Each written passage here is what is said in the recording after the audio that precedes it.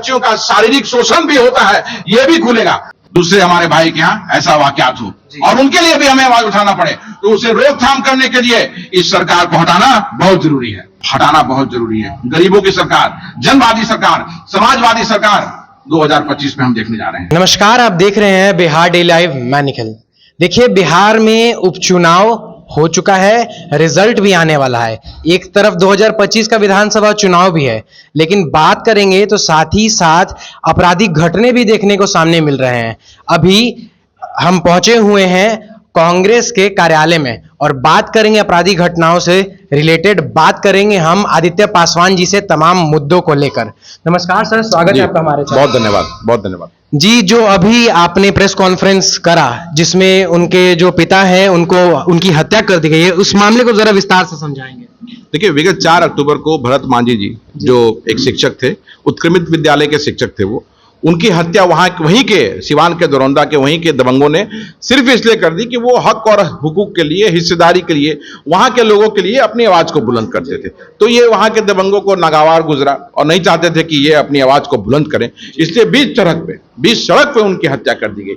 और अभी नहीं, 2018 में भी उन पर अटैक हुआ था और इन्हीं सब कारणों के कारण अटैक हुआ था कि वो अपनी आवाज को बुलंद नहीं करें, लेकिन उनकी हत्या कर दी गई। और हत्या करने के बाद पुलिस प्रशासन जो है कंप्लीटली निष्क्रिय है, किसी भी अपराधी की गिरफ्तारी नहीं हुई है।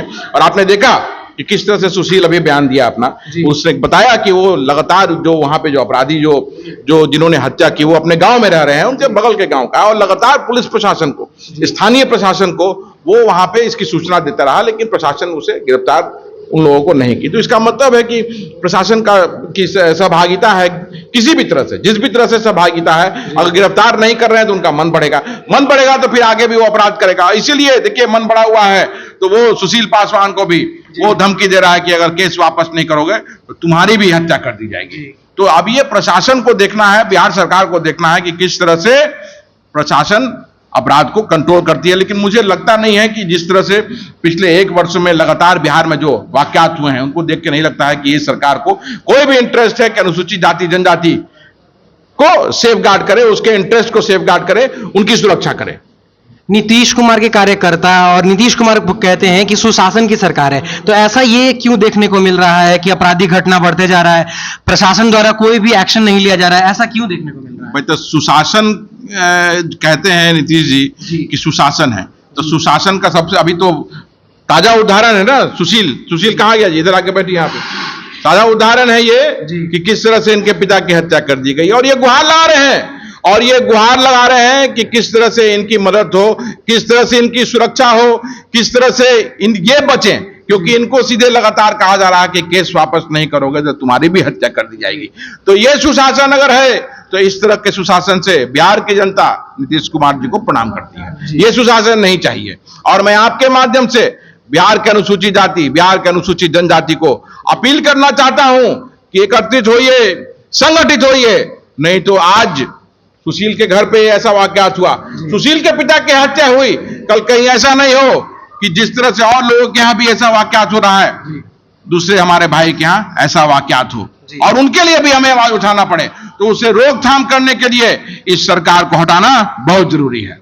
जी, अभी तक जहरीली शराब पीने से लोगों की मौत हो रही थी। अभी एक नया मामला सामने निकल कर आ रहा है, नवंबर के पहले ही हफ्ते का है, जिसमें 3 लड़कियों की मौत हुई है जहरीली खिचड़ी खाने की वजह से। अभी तक तो जहरीली शराब के सेवन से लोगों की मृत्यु हो रही थी, अब खिचड़ी, इस पे क्या कहना चाहेंगे? किस तरह से शेल्टर होम में मुजफ्फरपुर में कितना बड़ा कांड हुआ हम लोगों ने देखा, और किस तरह से कितना बड़ा नेशनल केस बना, और फिर उसी तरह का लगता है केस अगर जांच होगी तो 3 नहीं, इसके पहले भी उस शेल्टर होम में कितना वाकयात हुआ होगा, इसका खुलासा होगा। तो इसकी जांच सीबीआई से होनी चाहिए। और आप देखिए, अगर सीबीआई से इसकी जांच होगी तो परत दर परत खुलेगा, और सिर्फ ये 3 बच्चियों की मृत्यु तक नहीं होगा, इसके परत दर परत जब खुलेंगे तो और भी चीजें खुलेगी कि शेल्टर होम में और क्या क्या होता है, किस तरह से बच्चियों का शारीरिक शोषण भी होता है, यह भी खुलेगा। तो मैं आपके माध्यम से कहना चाहता हूं केंद्र सरकार को, बिहार सरकार को, कि इसकी जांच सीबीआई से होनी चाहिए। क्यों मामले को दबा दिया जा रहा है? तो मामले को दबाया जाएगा तभी तो पैसा, आज क्यों क्या हो रहा है? अपराधी अपराध करते हैं, प्रशासन उनको सहयोग करता है, कहीं ना कहीं कुछ तो कारण होता होगा, कहीं ना कहीं किसी तरह से प्रशासन को खुश रखा जाता होगा, तभी मामले को दबाया जाता है। तो यहां भी वही हुआ होगा। आज देखिए किस तरह से नालंदा मेडिकल कॉलेज में एक लड़का जिसको गोली लगा था, वो इलाज के लिए भर्ती हुआ, उसका आंख नोच लिया गया। किस जगह हम हैं? कौन सी सरकार है ये? किस तरह का अस्पताल चल रहा है कि अगर कोई इलाज के लिए जा रहा है तो उसका आंख नोच लिया जा रहा है? तो ये सरकार, मुझे लगता है कि 2025 में हम आश्वस्त हैं।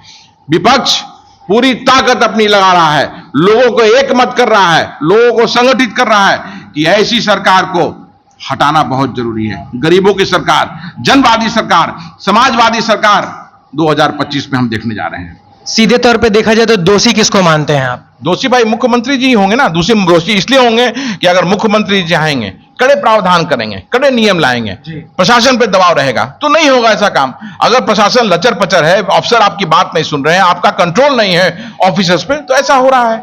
सीधा यही कारण है। इसलिए इसके जिम्मेवार पूरे तौर पे बिहार के मुख्यमंत्री श्री नीतीश कुमार जी हैं। चलिए, बहुत बहुत धन्यवाद। तो आपने सुना, हम मौजूद थे कांग्रेस कार्यालय में। यहाँ पे आदित्य पासवान जी ने साफ तौर तरीके से कह दिया है कि जो सुशासन की सरकार नहीं है बिहार में, और भी और उन्होंने कहा है कि शराबबंदी को लेकर जो नियम लगाए गए हैं वो सही नहीं है। ऐसे तमाम खबरों से जुड़े रहने के लिए देखते रहिए बिहार डेली लाइव पर। धन्यवाद।